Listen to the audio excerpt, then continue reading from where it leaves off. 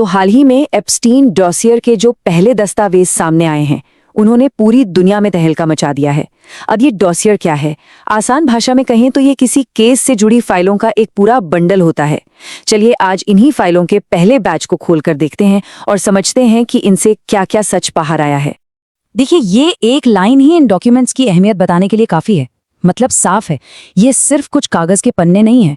नहीं, ये एक बहुत बड़े, बहुत ही संगीन क्रिमिनल नेटवर्क के सबूतों की पहली परत है जो अब खुल रही है। तो इन सारे दस्तावेजों के सेंटर में एक ही बेहद गंभीर आरोप है कि जेफरी एप्स्टीन और घिसलीन मैक्सवेल ने मिलकर नाबालिगों की तस्करी और उनके यौन शोषण का एक पूरा का पूरा रैकेट, एक पूरा नेटवर्क बना रखा था। अच्छा, तो इन इल्जामों के पीछे सबूत क्या है?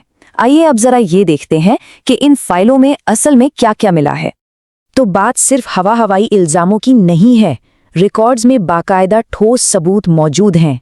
FBI और डिपार्टमेंट ऑफ जस्टिस की फाइलों से कॉल्स, ईमेल्स, हाथ से लिखे हुए नोट्स और जो सबसे ज्यादा परेशान करने वाली बात है, कुछ बेहद डिस्टर्बिंग तस्वीरें भी मिली हैं। इन तस्वीरों से जो बात पता चली है वो वाकई बहुत ज्यादा गंभीर है। कुछ फोटोज में एप्स्टीन और मैक्सवेल को बच्चों और टीनेजर्स के काफी करीब देखा जा सकता है, जो इस पूरे मामले की भयावहता को और भी बढ़ा देता है। और जानते हैं सबसे चौंकाने वाली बात क्या है? ये सारी जानकारी तब सामने आई है जब इन डॉक्यूमेंट्स में बहुत ज्यादा काटछाट की गई है। मतलब कई हिस्सों पर काली स्याही फेर दी गई है, जिसे रिडैक्ट करना कहते हैं। जरा सोचिए, इतना सब छिपाने के बाद भी जो सामने आया है वो कितना गंभीर होगा। अब इस केस का एक और पहलू है जिसने सबका ध्यान खींचा है, और वो है एप्स्टीन का हाई प्रोफाइल नेटवर्क। चलिए देखते हैं कि उसके सोशल सर्कल में कौन-कौन से बड़े नाम शामिल थे।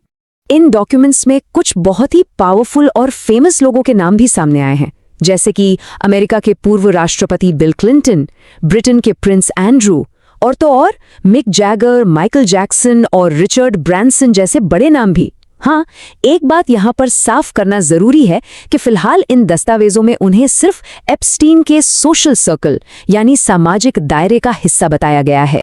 तो इन सब खुलासों का आखिर मतलब क्या है, और अब इस जांच का भविष्य क्या हो सकता है? चलिए आगे के रास्ते को थोड़ा समझते हैं। ये मामला कोई रातों रात सामने नहीं आया है। जैसा कि हम देख सकते हैं, FBI को इसकी पहली भनक, पहली वार्निंग्स 1990s में ही मिल गई थी, और अब जाकर दशकों बाद सबूतों का पहला बड़ा हिस्सा पब्लिक के सामने आया है। और कहानी यहीं खत्म नहीं होती, ये तो सिर्फ शुरुआत है। अमेरिका के डिपार्टमेंट ऑफ जस्टिस ने यह साफ कर दिया है कि आने वाले कुछ हफ्तों में और भी फाइलें पब्लिक की जाएंगी, यानी कई और सच अभी सामने आने बाकी हैं। आखिर में ये समझना जरूरी है कि ये सब क्यों हो रहा है। इन सबूतों को पब्लिक करने का मकसद सनसनी फैलाना नहीं है, बल्कि ये पीड़ितों की सुरक्षा के लिए और न्याय की प्रक्रिया को आगे बढ़ाने के लिए एक बहुत ही जरूरी कदम है।